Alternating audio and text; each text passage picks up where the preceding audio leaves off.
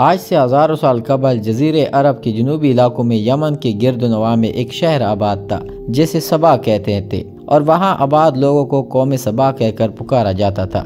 یہاں کے لوگ نہایت ہی نعمتوں اور راحتوں میں تھے، ہر طرف لہلہاتی فصلیں اور پھل سے لدے درخت موجود تھے، مگر یہ قوم شرک میں مبتلا تھی اور سورج کی پوجا کیا کرتی تھی۔ جب وہاں کے بادشاہ شرجیل بن مالک کی موت ہوئی تو اس کی بیٹی بلقیس نے حکومت کی باغ ڈور سنبھالی۔ بعض مورخین نے لکھا کہ بلقیس کے والدین میں سے ایک جنات میں سے تھے، مگر اس نظریے کی کوئی خاص دلیل نہیں ملتی۔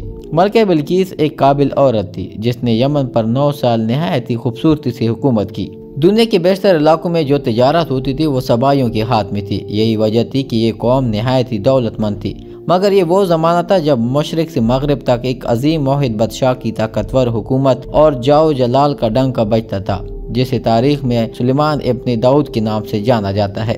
حضرت سلیمان علیہ السلام کی حکومت دنیا کے بیشتر ممالک میں تھی، جس کا دارالخلافہ یروشلم شہر تھا۔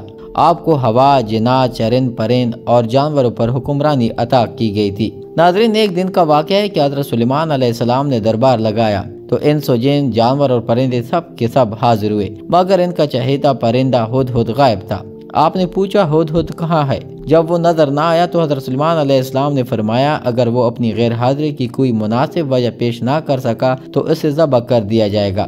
ابھی یہ گفتگو ہو رہی تھی کہ ہدہد حاضر ہو گیا۔ پوچھا گیا تم کہاں تھے؟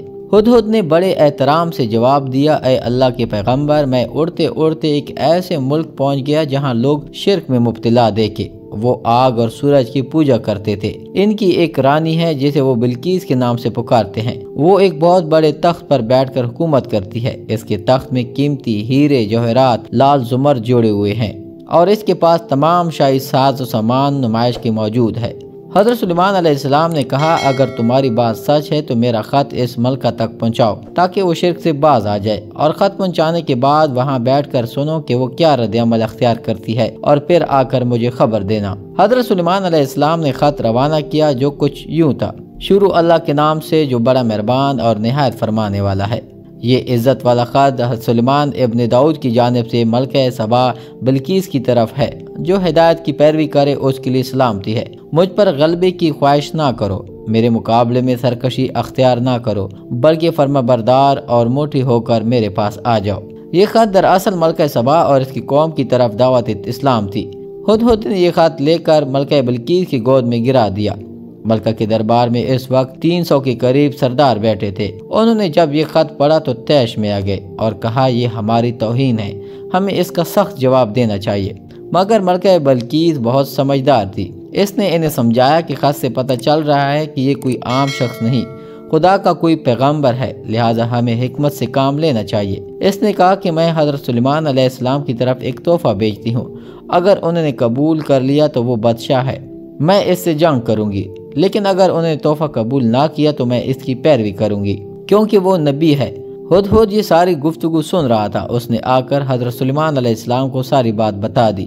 حضرت سلیمان علیہ السلام نے جنات کو حکم دیا کہ شہر میں داخل ہونے والے راستے پر سونے، چاندی، اینٹوں کا فرش بچھا دیا جائے، راستے کی دونوں جانب سونے کی عجیب خلط جانور کھڑے کر دیے جائیں، وزراء اور مال سلطنت کی تمام کرسیوں کو سونے کا کر دیا جائے، دربار کو ہیرے جواہرات سے مزین کیا جائے۔ ادھر بلقیس نے حضرت سلیمان علیہ السلام کے لیے تحائف روانہ کیے جن میں سونے کی اینٹیں، جواہرات، غلام، کنیزیں اور ملکہ کا ایک خط بھی تھا۔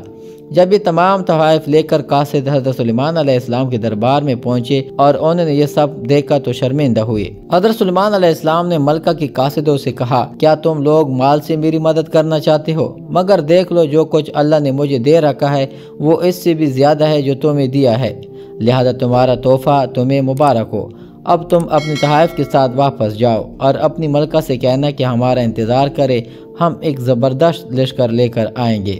جب یہ خبر ملکہ بلقیس کو پہنچی تو وہ سمجھ گئی کہ واقعی یہ اللہ کے نبی ہے، لہٰذا اس میں جنگ کی بجائے حضرت سلیمان علیہ السلام کے دربار میں حاضر ہو کر اپنی اطاعت کا یقین دلانے کا فیصلہ کیا۔ جب حضرت سلیمان علیہ السلام تک یہ پیغام پہنچا تو آپ نے اپنے درباریوں سے کہا تم میں سے کون ہے جو ان کی مٹھی ہو کر آنے سے پہلے ملکہ کا تخت میرے پاس اٹھا لائے؟ ایک دیوہیکل جن نے کہا کہ آپ کے دربار کو برخاست کرنے سے پہلے میں اسے لا سکتا ہوں، میں اس کام کی پوری طاقت رکھتا ہوں اور امانت دار بھی ہوں۔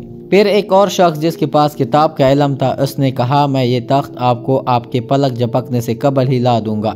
پھر حضرت سلیمان علیہ السلام نے اس تخت کو اپنے پاس رکھا ہوا دیکھا تو پکار اٹھے، یہ میرے پروردگار کا فضل ہے تاکہ وہ مجھے آزمائے کہ میں شکر ادا کرتا ہوں یا نہ شکری، اور جو شکر کرتا ہے اس کا شکر اس کے اپنے لیے مفید ہے، اور اگر کوئی نہ شکری کرے تو میرا پروردگار بے نیاز ہے اور اپنی ذات میں بزرگ و برتر ہے۔ مفسرین کے مطابق وہ شخص حضرت سلیمان علیہ السلام کا کوئی دوست تھا جس کا نام آصف ابن برخیہ بتایا جاتا ہے، اور بعض نے لکھا کہ وہ آپ کا خالہ زاد بھائی تھا۔ کہا جاتا ہے اس تخت کی لمبائی 80 ہاتھ، عرض 40 ہاتھ اور اونچائی 30 ہاتھ تھی۔ اس میں موتی، سرخ، یاقوت، سبز، زمر جڑے ہوئے تھے۔ حضرت سلیمان علیہ السلام نے اس تخت میں رد و بدل کر دیا اور اسے پہلے سے بھی بہتر بنا دیا۔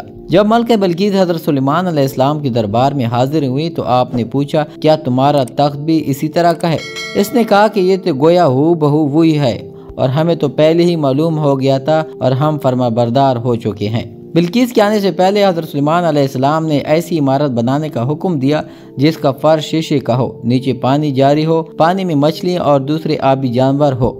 حضرت سلیمان علیہ السلام اس عمارت میں اپنی شاہی تخت پر جلوہ افروز تھے، اور شیشے کے نیچے سے پانی اپنی پوری آب و تاب سے بہ رہا تھا، جبکہ اس کے اوپر شیشہ نظر نہیں آتا تھا۔ ملکہ بلقیس کو اس محل میں لایا گیا۔ جب اس نے فرش کو دیکھا تو سمجھی کہ یہ پانی کا ایک حوض ہے، لہذا اپنی پنڈلیاں سے کپڑا اٹھا لیا۔ سلیمان علیہ السلام نے کہا یہ تو شیشے کا چکنا فرش ہے۔ تب وہ شرمندہ ہوئی اور بول اٹھی، اے میرے پروردگار، میں سورج کی پوجا کر کے اپنے آپ پر ظلم کرتی رہی ہوں، اور اب میں نے سلیمان کے ساتھ اللہ رب العالمین کی اطاعت قبول کر لی، لہذا بلقیس پر یہ ظاہر ہو گیا کہ جس طرح وہ شیشے کے سین کو پانی کا لہریں مارنے والا گہرا حوض سمجھ بیٹھی، اسی طرح اس نے اور اس کے قوم نے سورج کی چمک اور دمک دیکھ کر اسے معبود اور خدا سمجھ بیٹھے۔ اسے اپنی فاش غلطی پر نہایت ہی شرمندگی ہوئی۔ بعض مورخین نے لکھا کہ اس واقعے کے بعد ملکہ سبا مسلمان ہو گئی اور حضرت سلیمان علیہ السلام کے نکاح میں آ گئی، جبکہ بعض نے لکھا کہ آپ نے بلقیس کو یمن واپس بھیج دیا اور اس کے لیے وہاں 3 بڑے محل تعمیر کروائے۔ ناظرین، ویڈیو اچھی لگے تو چینل کو سبسکرائب کریں، لائک اور کمنٹس کرنا نہ بھولیں۔